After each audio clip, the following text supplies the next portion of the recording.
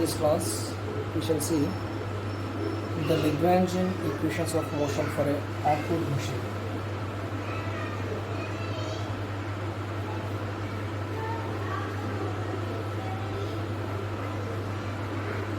This is awkward machine. Okay. In this awkward machine, how that machine will be awkward machine is this is a fixed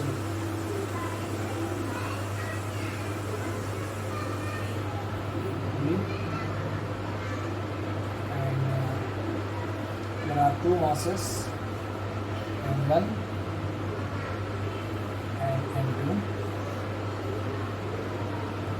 and here M2 is greater than M1. Then this mass will raise us up and this will be going down, and this is a fixed reference point I am taking. This is a reference line. This is a reference line. So for this reference line, here the potential energy will be 0 at this point. But the distance from this point to this mass M1 is taken as x1, and the mass from the reference line M2, mass M2 is at a distance of x2, and the remaining part is there. This is the half of the awkward machine's pulley. Let the radius of this pulley be r, then the length of the rope along this half of the pulley be we can take as pi r. Pi r is the length of the rope along the half semicircle of the pulley, right? Now the total length I want to calculate. What will be the total length of this string? The total length of the string be L. L is equal to, we can write as x1 plus x2 plus pi r. This is the total length of the string. Okay. Next, here I want to make the subject x2 as a subject. I want to make, suppose I am taking x2 as a subject. That means I want to say that whenever this pulley is moved, this length is moving. So the velocity of this mass M2 is depending on x2, and the velocity of mass M1 is depending on x1. Okay, so we can write x2 is equal to x1. I am bringing this L1 to this side. Okay, I am taking this x2 to this side. So minus x2 is equal to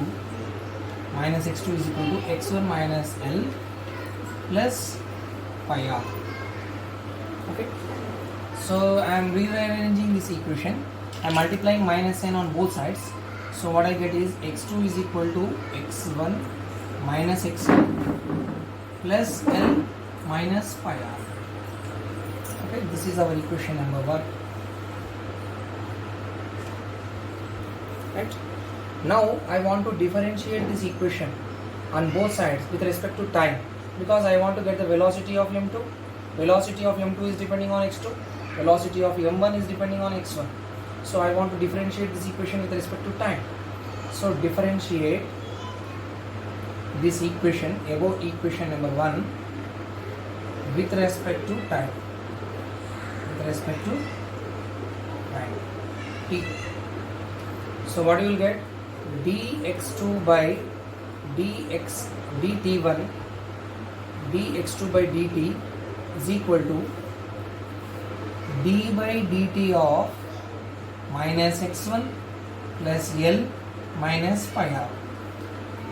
So what do we get from here? We can write dx2 by dt as x2 dot, right? And we can differentiate x1 as what we can write, x minus x1 dot, and this is L is a constant, pi r is a constant. They won't change. The total length of the rope remains constant, as well as here to here the length of the string will be constant. So both are constant. So as they are constants, we cannot find the differentiation. So the differentiation of constant will become 0. The differentiation of constant will become 0. So here the both terms will get cancelled. Only we get x2 dot is equal to minus x1 dot. This is our equation number 2. Okay. Next we want to find the in order to find the Lagrangian of this equation, what are the required things for us? According to Lagrangian of a system, we can write L is equal to T minus V. So we have to find T for kinetic energy, we have to find, and V for potential energy we have to find. Both the things we have to find. Kinetic energy means we already know kinetic energy is equal to half mv square, and potential energy means what we know, mgh. Okay, so these two things we have to find for the two masses, and for mass m1 we have to find the kinetic energy and potential energy, and for mass m2 also we have to find kinetic energy and potential energy. Okay, so what will be the kinetic energy of this mass m1? x1 dot is the velocity we said, right? x1 dot is the velocity for the m1. So v1 is equal to, we can write as, we take at v1 bar, because don't get confused with the potential energy v and this v1 bar. v1 bar means velocity, simply v means it is potential energy. Okay, right. So v1 bar we are reading. So v1 bar is equal to, what we can write, it is nothing but x1 dot, and v2 bar of this velocity must be equal to x2 dot. Okay, so we got two velocities and we can find kinetic energies very easily. So the first kinetic energy of mass m1 will be T1 is equal to half m1 v1 square. So this one we can write as T1 is equal to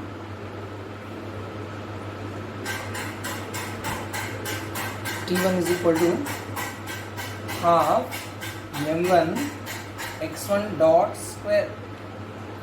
Similarly, write for kinetic energy for this m2 mass, we get T2 is equal to half m2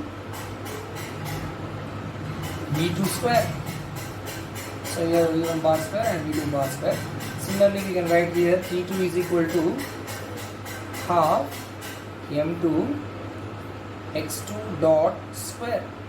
So we got the kinetic energies of the part mass m2, and we got the kinetic energy of mass m1.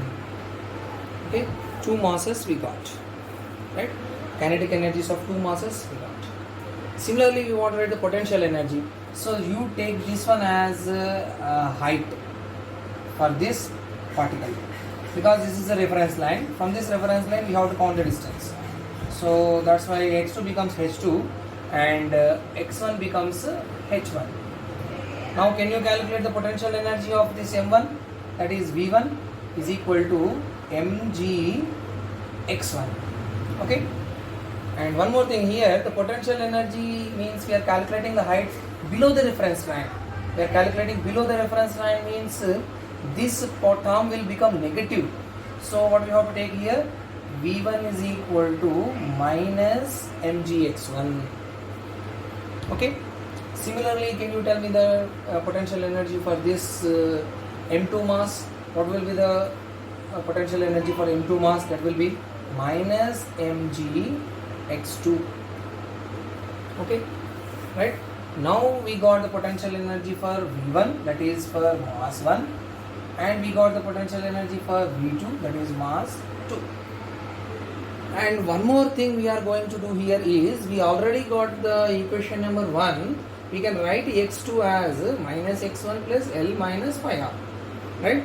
Now we have to substitute this 1 in this equation. How many equations we have completed so far here? 2 equations completed.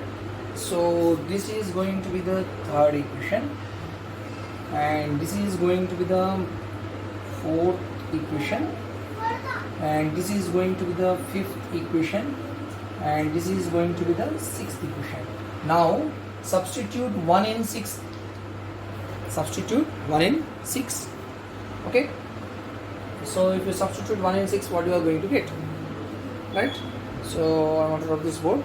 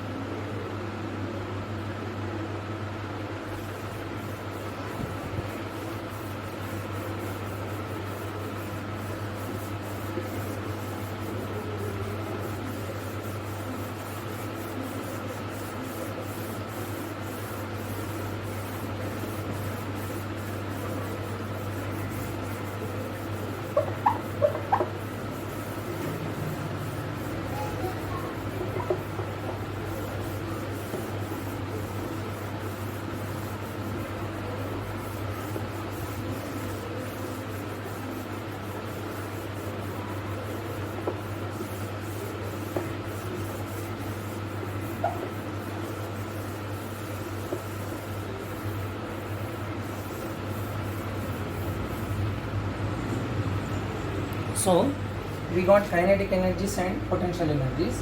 So what are the kinetic energies we got and what are the potential energies we got? We shall write once.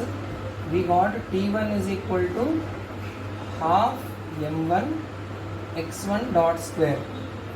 T2 is equal to half m2 x2 dot square. And we also got that x1 dot x2 dot is equal to minus x1 dot we got.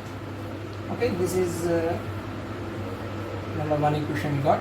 And next you just substitute this value over here. So what you will get here, T2 is equal to you substitute in the place of x2 you have to substitute this minus x1 dot.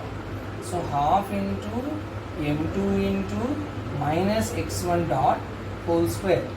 So T2 is equal to half m2 x1 dot square. Okay, so this is the second kinetic energy we got. Okay, right. Next we want to find the total kinetic energy. Total kinetic energy, that is T is equal to T1 plus T2. So that is equal to again half m1 x1 dot square plus half m2 x1 dot square.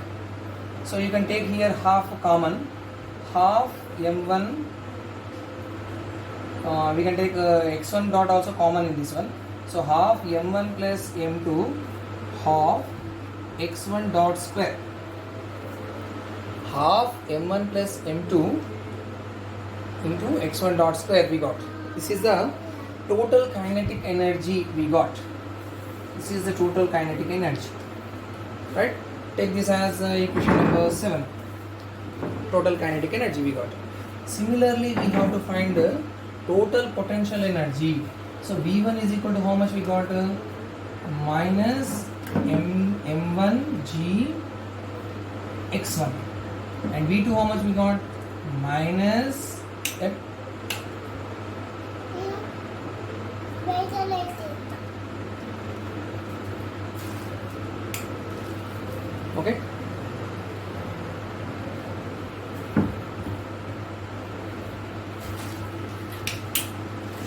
Right. So V2 is equal to minus m2 g x2 we got, but x2 is equal to what we got here, actually minus x1 plus L, and what we got, we have taken x and L to that side, right? So minus pi r we got, minus x1 plus L minus pi r we got. Okay, so this one, now what we have to do, we have to substitute this one in this equation. So what you will get, V2 is equal to what you will get, minus m2 g of minus x1 plus L minus pi r.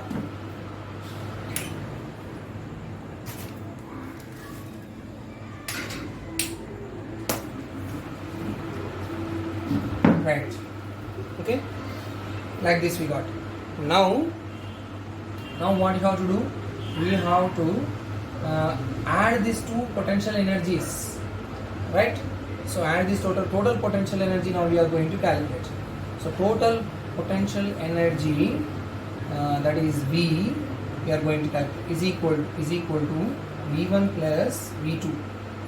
Okay, we are going to add these two potential energies. So what you will get when you add these two potential energies? What you are going to get is, now substituting these values, what you will get, minus m1g x1 minus m2g of minus x1 plus L minus pi r. Okay, right. Now you take the common terms here, x1 two common terms are there, right? And g is also common terms for this one, right?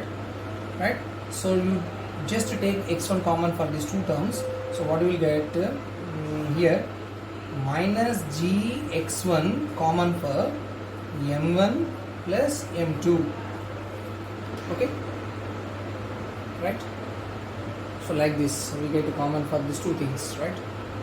And here one more thing is there. We have taken common, no?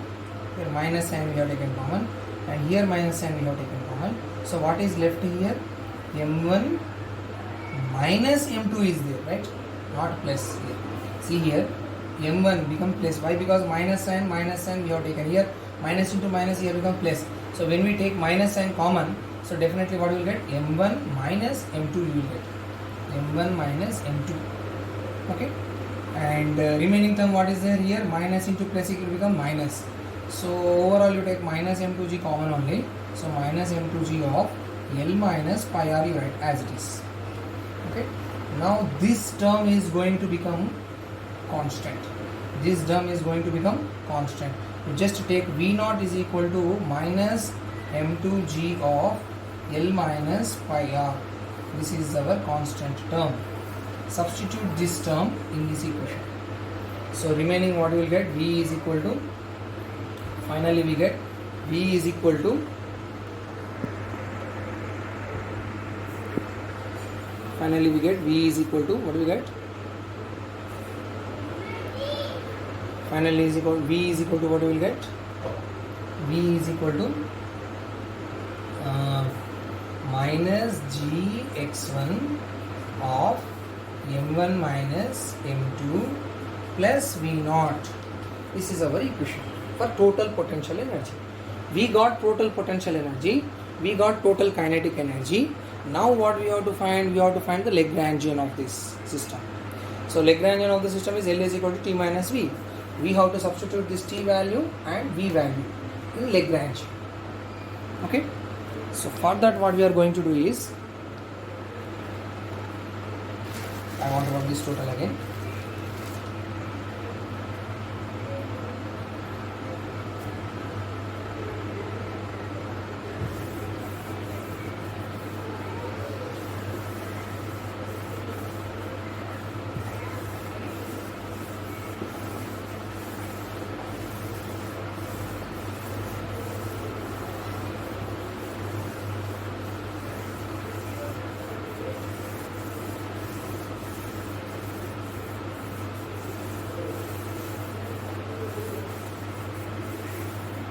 So what we are going to get is, now we got Lagrangian is equal to T minus V. This is a Lagrangian of a system, right? So in this we got total kinetic energy is equal to how much we got? Half of M1 plus M2 into x1 dot square we got. And next total potential energy how much we got? Minus Gx1 of M1 minus M2 plus V0 we got, right? These two things we got. Now just to substitute in this, what we get? The Lagrangian of the system is equal to half of M1 plus M2 of x1 dot square minus into this one means whenever we multiply minus and before a expression minus becomes plus, plus becomes minus, right? So I am multiplying this minus sign with this one. So I will get plus Gx1 of M1 minus M2 minus V0. Okay, right? Now what is the sixth rule of this finding the application of Lagrange's equations of motion? We have to find the what is the Lagrange's equation of motion actually? What is the Lagrange's equation of motion? We know that dou d by dt of dou L by dou, here what is the variable here? What is the coordinate here?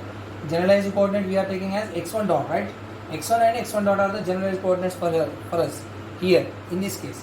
So that's why we are differentiating with respect to x1 dot minus dou L by dou x1 must be equal to 0.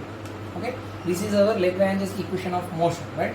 This is the Lagrangian equation of motion.